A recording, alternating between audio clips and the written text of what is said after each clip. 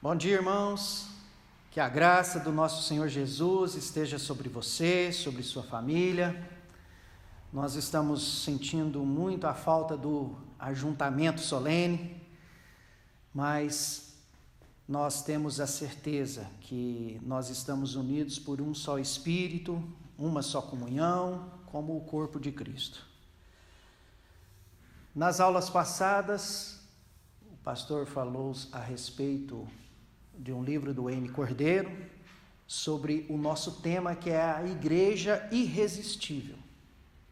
Hoje nós vamos estar dando continuidade, e o nosso tema é a Igreja Irresistível pratica gratidão.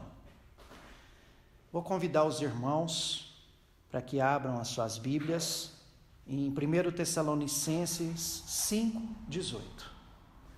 1 Tessalonicenses 5,18, está escrito assim: em tudo dai graças, porque essa é a vontade de Deus em Cristo Jesus para convosco.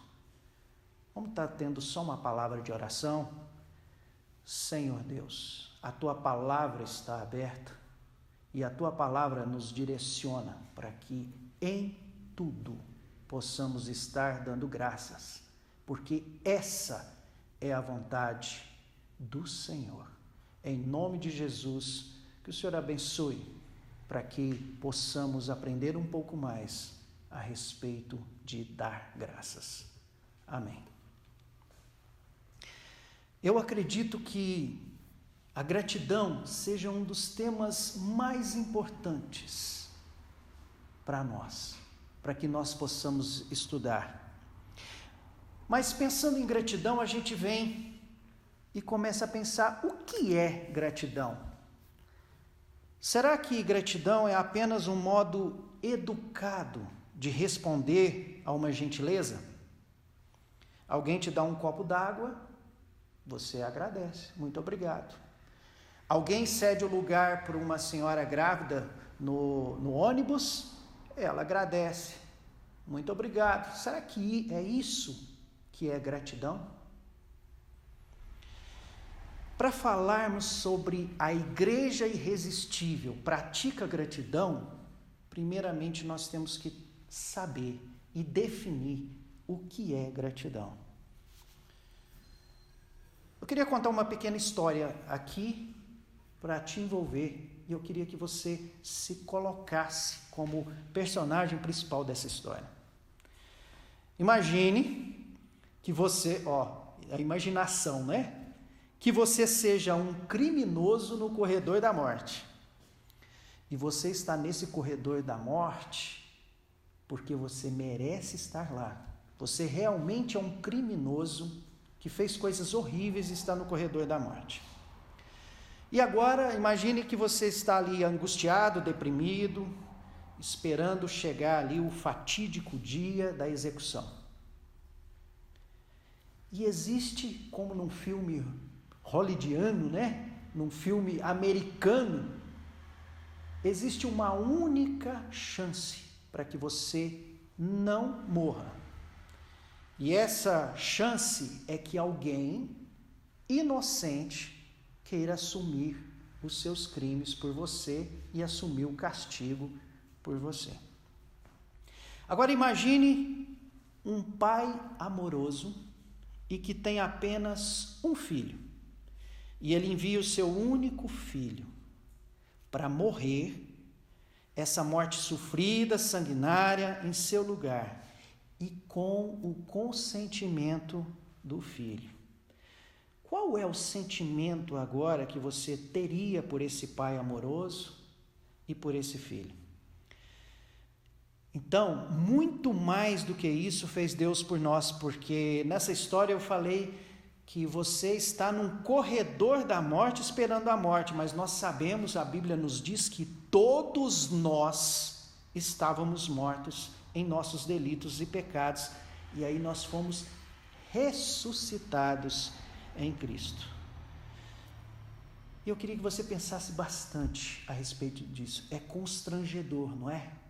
E é isso mesmo. A palavra A palavra nos diz lá em 2 Coríntios 5,14, que o amor de Cristo nos constrange. E agora, diante desse cenário, nós conseguimos uma definição de gratidão. Gratidão é o reconhecimento de ter recebido, sem merecimento, algo tão valioso que nunca se poderia pagar. É nesse sentido que eu quero estar falando sobre gratidão. É lógico que existe o muito obrigado, algumas coisas assim, mas eu quero falar o verdadeiro sentido de gratidão, ou seja, é o reconhecimento de ter recebido sem merecimento algo tão valioso que nunca se poderia pagar. Vamos relacionar gratidão, vamos fazer 3 relações com gratidão. A primeira, eu queria relacionar, que é o que nós até falamos, gratidão é o reconhecimento de um valor que não se pode pagar. E nesse sentido, não somente a salvação, mas tudo que Deus nos dá tem um valor alto demais, que nós nunca poderíamos pagar. Deus dá bênçãos para nós. Sabe por quê? Porque nós não temos como pagar. Quanto é que vale a sua vida para você? Do seu filho, da sua esposa, do seu pai, da sua mãe? Quanto vale a sua saúde? Quanto vale para você o sol, a chuva, o ar que respira? Tudo isso Deus dá de graça. Sabe por quê? Porque Deus não negocia a bênção dele. Deus não barganha bênção. Nós não podemos pagar. Tudo que eu recebo de Deus, eu recebo sem merecimento, e tudo vale muito mais do que eu jamais poderia pagar.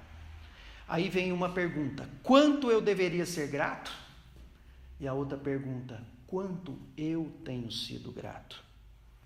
A segunda relação sobre gratidão, eu gostaria de falar em gratidão, que a gratidão não está relacionada a alguma situação.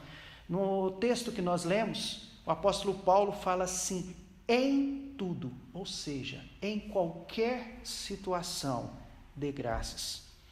Isso significa que essa gratidão transcende a situação ou condição que estamos passando. Você está passando por um problema financeiro no momento?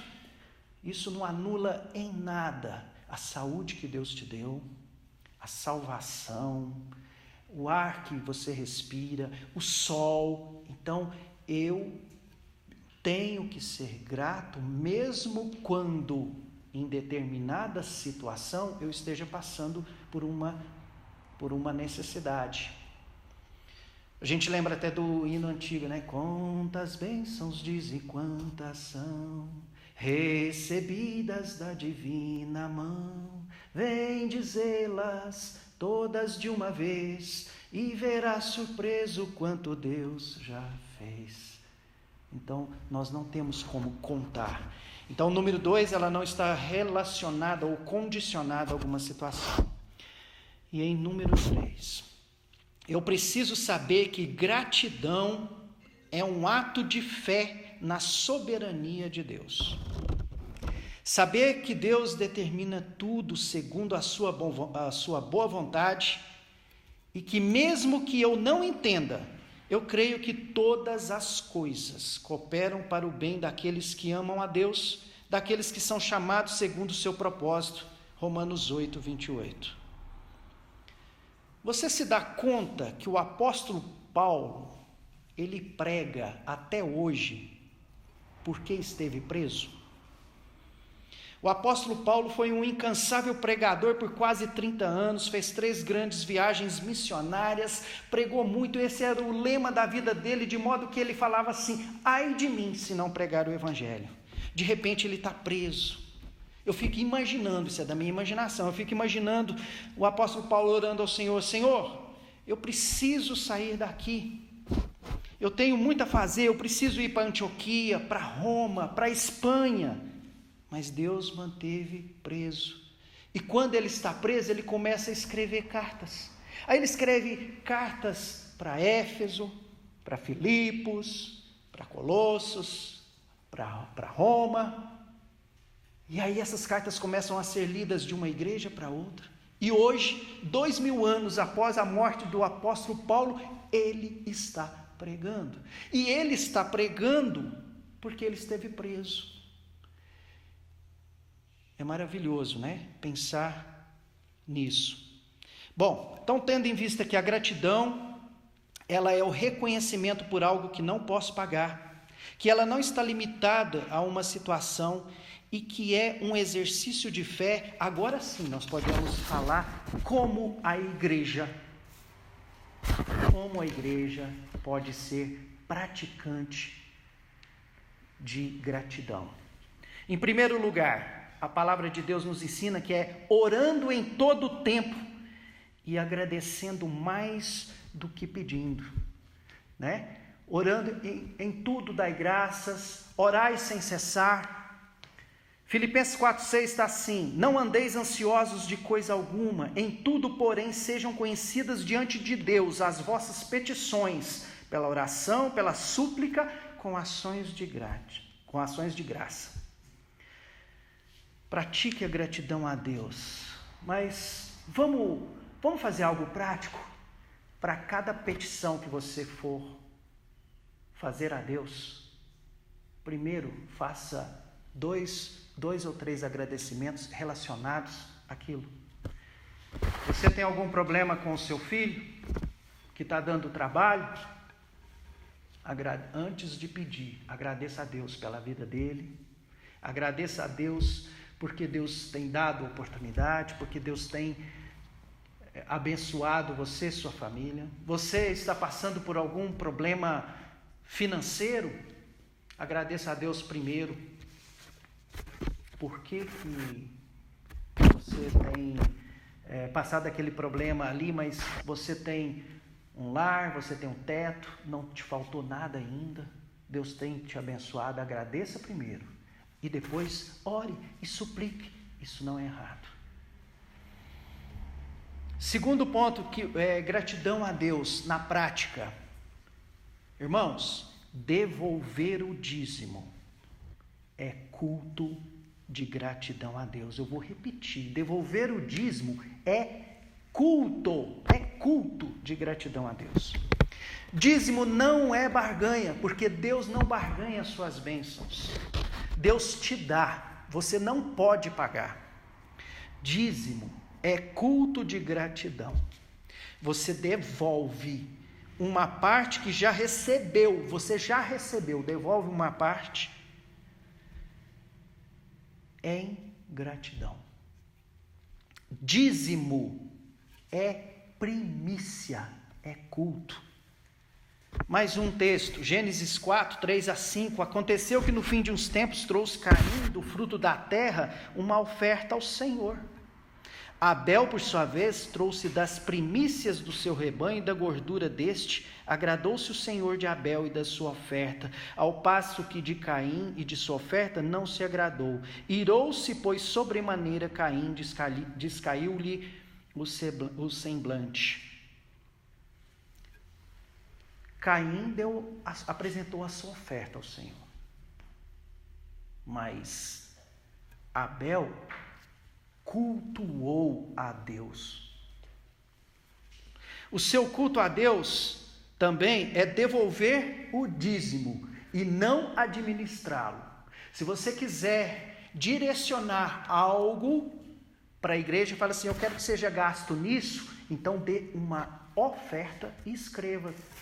A direção da igreja vai respeitar aquilo ali, é uma oferta, mas o dízimo não, irmão. O dízimo, você agradece a Deus e o seu ato termina no gasofilácio. Você agradeceu a Deus, cultuou a Deus, e o restante é a igreja, são os homens de Deus ungidos que vão administrar aquilo ali. Você não pode reter o seu dízimo porque acha que ele não está sendo gasto com aquilo que você acha que deve fazer. Irmão, dízimo é culto a Deus e termina no gasofilácio. O restante é responsabilidade dos pastores, dos presbíteros. Terceiro ponto, praticar gratidão é parar de murmurar. O pastor Lúcio já disse num sermão que o maior pecado do povo não era a idolatria, era a murmuração. É verdade. E sabe de uma coisa? A murmuração nasce de um coração ingrato. E o populacho, isso está lá em Números 11, 4-6. E o populacho que estava no meio deles veio a ter grande desejo das comidas dos egípcios, pelo que os filhos de Israel tornaram a chorar e também disseram: quem nos dará a comer carne?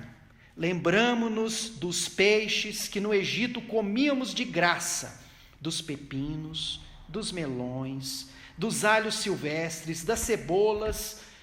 Agora, porém, seca-se a nossa alma e nenhuma coisa vemos senão esse maná.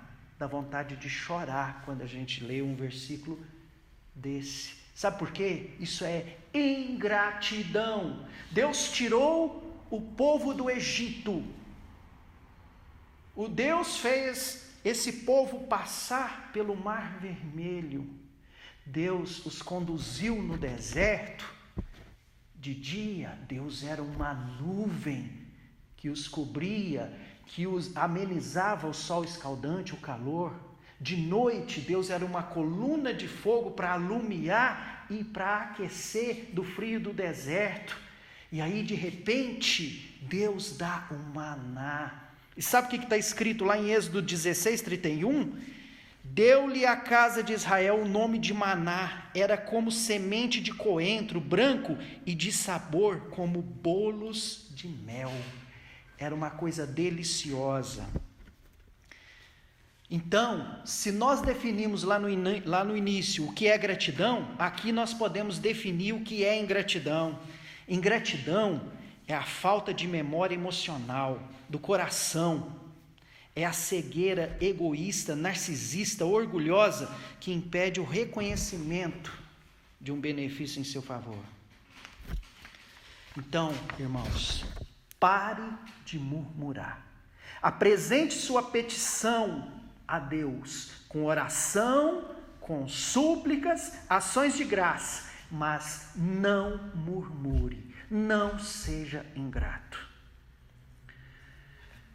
Quarto ponto sobre praticar gratidão. Irmãos, você sabia que para haver uma multiplicação, o primeiro passo é gratidão? Lá em João 6, 11 e 12 está escrito assim: então Jesus tomou os pães e, tendo dado graças, distribuiu-os entre eles, e também igualmente os peixes, quanto queriam. E quando já estavam fartos, disse Jesus a seus discípulos: recolhei os pedaços que sobraram, para que nada se perca. Mas olha o primeiro passo. Então Jesus tomou os pães e, tendo dado graças. Irmãos, a multiplicação acontece o seguinte: você agradece pelo pouco que você tem. E o segundo passo, você divide. Então, primeiro você agradece e divide. E sabe o que vai acontecer? Vai multiplicar. Você agradece, divide e multiplica. Irmãos, nós estamos participando de uma campanha na igreja, onde existem dois tipos de pessoas nesse momento. Alguém que pode dividir e alguém que está necessitado daquele momento. E agora, não é que você não possa dividir porque não esteja sobrando, mas agradeça a Deus pelo que tem e divida aquele pouco, um pouquinho. E sabe o que vai acontecer? A igreja vai arrecadar aquilo e haverá multiplicação para atender a necessidade de todos. Então, esse é o sentido. Para que haja multiplicação, tem que haver gratidão. E o último, praticar gratidão é também ser grato ao próximo. Eu queria fazer uma relação aqui, humanamente só, tá? Só no sentido humano. O que é que, no sentido humano, determina a vida do homem, do ser humano? Então, já vou até responder. O tempo, não é verdade? Estou falando no sentido humano somente. Ou seja, na condição humana, o tempo é o artigo mais caro. Se você for no cemitério, o que você vai ver de comum em todas as lápides, vai ter muitas outras coisas, uma diferente da outra, mas o que está comum é o seguinte: existe o nome da pessoa, a data que ele nasceu e depois a data que ele morreu. Ou seja, a vida é determinada ali pelo tempo. A vida é determinada pelo tempo. Então, se alguém fizer qualquer coisa para você, ele no mínimo está gastando tempo. E tempo é vida. E vida para ele é algo que não tem preço. Então, seja grato ao seu próximo também por qualquer coisa que ele faça, porque no mínimo ele está gastando vida dele ali com você. Então, a igreja que pratica gratidão também é grata ao próximo. Então, seja grato, oferte reconhecimento ao outro pelo mínimo que ele fizer, pois se ele está gastando 1 minuto da vida dele com você, para ele não existe pagamento suficiente por esse tempo ali. Eu agradeço a Deus pela oportunidade e peço aos irmãos que estejam meditando a respeito de gratidão. Que Deus possa nos abençoar e até a próxima semana. Amém.